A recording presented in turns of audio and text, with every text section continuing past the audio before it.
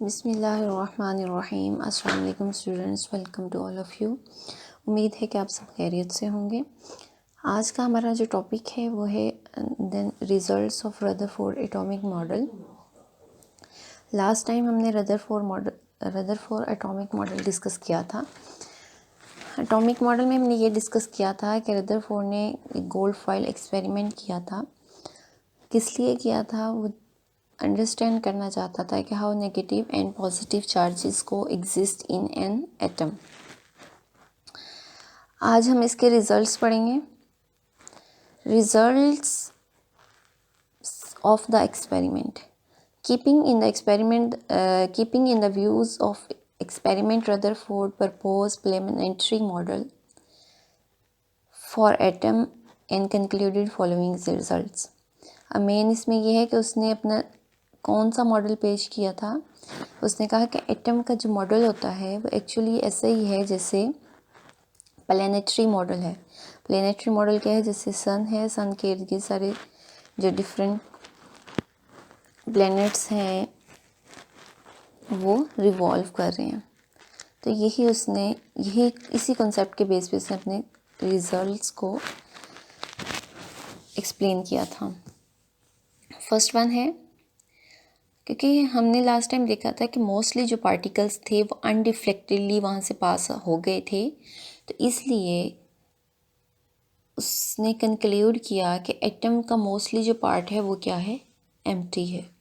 Most of the volume of the atom is empty. ये heading आपकी बन जाएगी, इसको हेडिंग्स में करेंगे। हेडिंग आपके क्या बनेगी? Most of the volume of N atom is empty. Next second है। सेकंड में हमने ये देखा था क्योंकि बहुत ही कम पार्टिकल्स थे जो डिफ्लेक्ट हुए थे। इसका मतलब क्या है कि जो सेंटर है एक एटम का वो क्या है? पॉजिटिवली चार्ज्ड है। इसका कर लें हेडिंग, या इसको न्यूक्लियस ऑफ एटम का नेम दे दें। हेडिंग कर लें nucleus of an atom. Deflection of few particles क्या प्रूव करती है कि यहाँ पे पॉजिटिवली चार्ज है एटम में एक पोर्शन ऐसा जिसे हम क्या कहते हैं? न्यूक्लियस। उससे ये कैसे पता चला पॉजिटिव चार्ज है? क्योंकि जो उसने बम्बार्ड करवाई थी अल्फ़ा पार्टिकल्स उन पे भी पॉजिटिव चार्ज था और कोई न्यूक्लियस के भी पॉजिटिव चार्ज हैं। मतलब ये तो हमें पता था एटम के अंदर पॉजिटिव चार्ज एग्जिस्ट करता है, लेकिन ये नहीं पता था कि वो पॉजिटिवली चार्ज एक पूरा स्फेयर है। अगर देखिए पूरा स्फेयर होता, प्लम-पेडिनी थ्योरी ने कहा था कि पॉजिटिवली चार्ज स्फेयर होता है। अगर ये स्फेयर होता तो सारे के सारे अल्फ़ा पार्टिकल्स बाउंस बैक हो जाते, लेकिन मोस्टली क्योंकि पास आउट हो गए तो इसका मतलब ये है कि मोस्टली एटम तो एम्प्टी है, मोस्टली एटम में पॉजिटिव चार्ज एग्जिस्ट नहीं कर रहा क्योंकि डिफ्लेक्शन बहुत ही फ्यू पार्टिकल्स की हुई थी।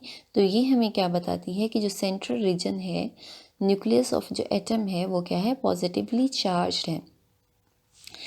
नेक्स्ट कंप्लीट रीबाउंस हो जाना। कंप्लीट डिफ्लेक्शन जो थी वो हमें क्या बताती थी कि न्यूक्लियस क्या है? डेंस है। Nucleus is dense and hard. Complete rebounds of a few particles show that the nucleus is very dense and hard. Next है जी, क्योंकि थोड़े से ही पार्टिकल डिफ्लेक्ट हुए थे तो इससे हमें क्या समझ आता है कि nucleus is very small. Since a few particles were deflected, it shows that the size of the nucleus is very small as compared to the total volume of an atom. क्योंकि उसमें जो मोस्टली पार्टिकल्स थे वो तो उसमें से हो गए थे पास आउट, तो इसलिए ये हमें क्या शो करता है कि न्यूक्लियस क्या है? Is very small. नेक्स्ट उसने कहा कि इलेक्ट्रॉन्स रिवॉल्व। अगर हम प्लम-पेडिंग थ्योरी में देखें तो प्लम-पेडिंग थ्योरी में कहा गया था इलेक्ट्रॉन्स आर स्टक, लेकिन एटॉमिक जो थ्योरी है रदरफोर्ड की, इसने क्या कहा कि electrons revolve around the nucleus. Next उसने कहा कि जो एटम है वो न्यूट्रल है।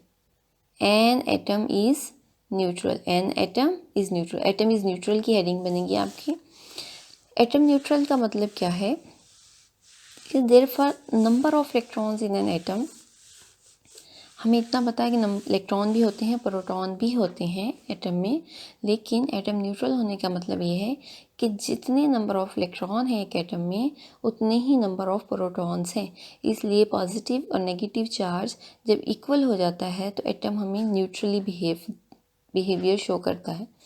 Therefore कहते हैं neutral an atom as a whole is neutral. Therefore the force of electrons in an atom is equal to the number of protons. Next जो हेडिंग है उसने कहा कि जी इसको नाम दे दें न्यूक्लियॉन्स का। हाँ, इलेक्ट्रॉन्स के अलावा जितनी भी पार्टिकल्स हैं जो न्यूक्लियस के अंदर रिलाई करते हैं उन सब को उसने न्यूक्लियॉन्स का नाम दिया। Except electrons all other fundamental particles that lie within the nucleus are known as nucleons. आज का हमारा ये है डिस्कस किए हमने results of Rutherford's atomic model. इसको आप अच्छे से लर्न आउट कर लेंगे। इंशाल्लाह नेक्स्ट हम एक तो रदरफोर्ड के डिफेक्ट्स को डिस्कस करेंगे और साथ में बोहर एटॉमिक मॉडल का ओवरव्यू देखेंगे। इंशाल्लाह आप इसको अच्छे से कर लें। कोई भी क्वेश्चन हो आप लोग कमेंट बॉक्स में बता सकते हैं। Thank you so much. फ़ी अमानिल्लाह। अल्लाह हाफिज़।